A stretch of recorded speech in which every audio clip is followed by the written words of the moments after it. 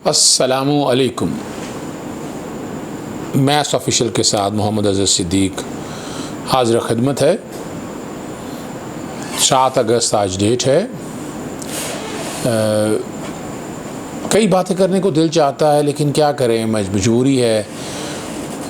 2 बातें तो शेर व शायरी से ज़रा थोड़ा सा इजतनाब है आजकल, और साथ वीलॉग भी छोटी कोशिश कर रहे हैं कि ज़्यादा मिनिमम जितनी मिनिमम हो सके इश्यूज़ ज़्यादा ले सकें,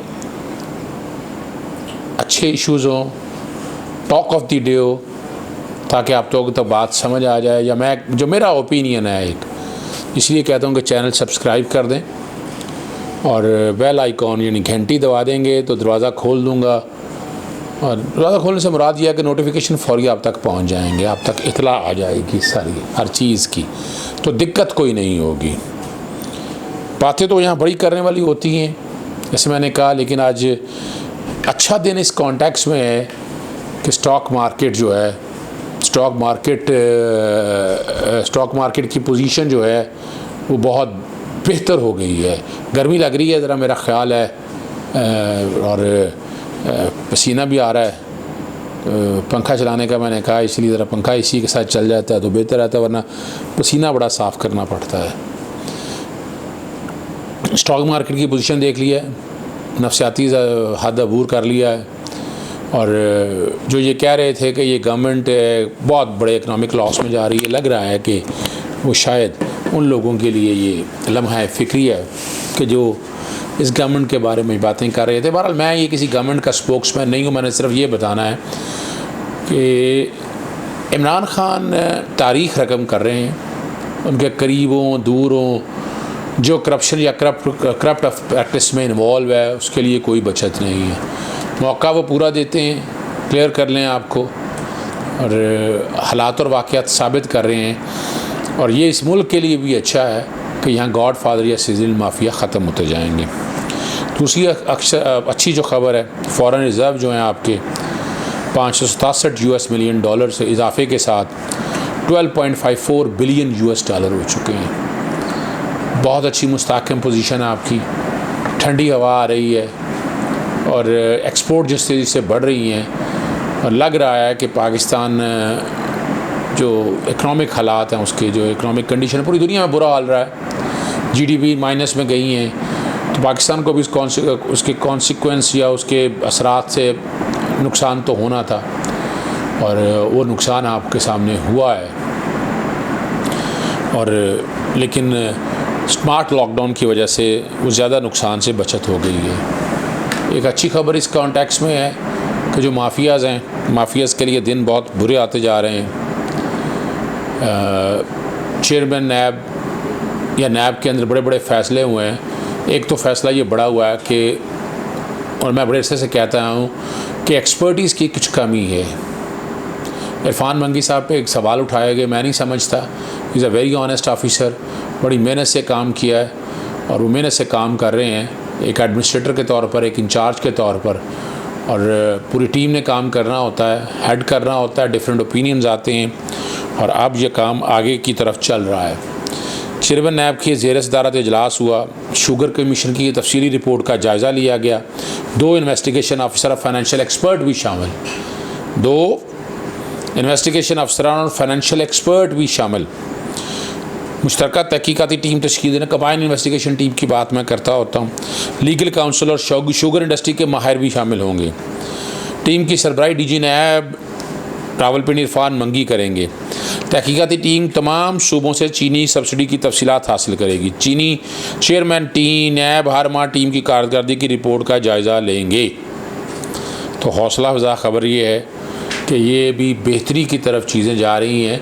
अब चीनी स्कैंडल के अंदर जो कोई भी है बचेगा नहीं वो, और जिस तरह कौम को लूटा है, जिस तरह गरीब लोगों को लूटा है, मजबूर आदमी होता है ना चीनी मार्केट से लेनी। मेरे जैसे लोगों ने तब चीनी खाना छोड़ दी है, हमने तो तब से, मैंने बहुत कम चीनी कर दी थी जब से ये चीनी का स्कैंडल शुरू हुआ। पीपल्स पार्टी के दौर में 140 रुपया किलोग्राम, जबकि गालिबन $60 था। और आप अंदाज़ा लगा लें, अगर आज के हिसाब से लगाएं तो 250-300 रुपये के करीब चीनी जाती है। फिर जो चीनी की सब्सिडी के नाम पर मैं 10 सालों से लगा हूँ इन माफियाज़ के पीछे, मैं तो नहीं कामयाब हो सका था। और एक मैं कोर्टों में लेके गया मामला, ये तो क्रेडिट जाता है। वैसे तो उस वक्त चीफ जस्टिस थे शेख असमत सईद साहब, जब ये मामला मैं उठा कर लेके गया था बाहैसियत जज, उन्होंने काफ़ी केस सुना कि चीनी का मैं स्टॉक की पोजीशन पता करने के लिए, स्टॉक किसी को भी पता नहीं होता, चीनी की प्राइस कैसे फिक्स करनी थी, नोबडी नोस। तो पिछले दिनों जब जस्टिस मामून रशीद साहब चीफ जस्टिस थे, वो सुन रहे थे सारे मामले को, और फॉरेंसिक रिपोर्ट और JIT की रिपोर्ट और कमीशन इंक्वायरी एक्ट, आधे से ज़्यादा काम हो गया। वरना तो आपको पता है नैब का अफसर जब कोई गिरफ्तार ना हो तो एविडेंस निकालना कितना मुश्किल काम है, और यहाँ ड्रामा और बहाना बनाया जाता है कि इन्वेस्टिगेशन से पहले क्या क्यों पकड़ लिया, अभी कब पकड़ना कब है। इन्वेस्टिगेशन का असूल क्या है? इन्वेस्टिगेशन भाई वही चीज़ें निकालने के लिए जो शातिर और चलाक वाइट कॉलर क्राइम के लोग हैं उनसे निकालने एक्सट्रैक्ट करनी होती चीज़ें। लाजमी है तशद्दुद किया जाए, लाजमी नहीं है, लेकिन वो इन्फॉर्मेशन इंटेरोगेशन से जब गिरफ्तार हों, जब घर से दूर हों, तो फिर इंसान परेशानी में होता है, तब वो चीज़ें सारी सच बताता है। अगला जो बात है जो करने वाली है वो आपके सामने, वो बड़ी सिंपल सी बात है। मैं आपके सामने mutual legal assistance criminal matters bill 2020 के हवाले से मैं बात कर चुका था आपके साथ, और मैंने बड़ी तफसील से बात की थी। पूरे कानून की मैंने अहमियत बताई थी, पूरे कानून की क्यों ज़रूरत है इस हवाले से, और मैंने ये भी खबर दी थी कि अब ये म्यूचुअल लीगल असिस्टेंस के बाद आसानी हो जाएगी हसन हुसैन को लाने के लिए। प्यार से ले आएंगे ना ज़रा, घोड़े एब्सकॉन्डर्स को, इसहाक डार, अली इमरान, सलमान शहबाज और शायद अपना आबिद शेर अली वगैरह, ये सारे वहाँ भागे हुए हैं ना। और वजह ये है कि वो उनके लिए इलाका गैर है, आप हाथ नहीं लगा सकते उनको। तो ये भी मैंने कहा था कि जैसे आपको पता है एंटी टेररिज्म एक्ट में जो तरमीम होनी थी नेशनल असेंबली से बाद में सेनेट से पास हो गई, UN सिक्योरिटी काउंसिल के हवाले से जो कानून में तरमीम थी वो भी पास हो गई। MLA में नहीं हो सकी जो कि सेनेट से वापस आ गया था, तो मैंने आपको कहा था कि मुश्तरका असेंबली का इजलास बुलाया जाएगा और उसमें ये बिल पास हो जाएगा, और ये बिल पास हो गया है। दूसरी तरफ नैब में तरमीम एक तरफ रखी नहीं है, वो तरमीम पे बात हो रही है और बात चल रही है उस पर किस हद तक मानता है इमरान ख़ान या उसकी टीम, और चूँकि मजबूरी है अपोजिशन को, तो अपोजिशन तो चाहेगी कि मैक्सिमम फ़ायदा ले जाए। और मैंने आपके सामने बताया था पर्सन स्पेसिफिक तरमीम है और इसका एडवांटेज क्या लेना चाहते हैं, लेकिन MLA साइन लॉ बनने के बाद रास्ता खुल जाएगा।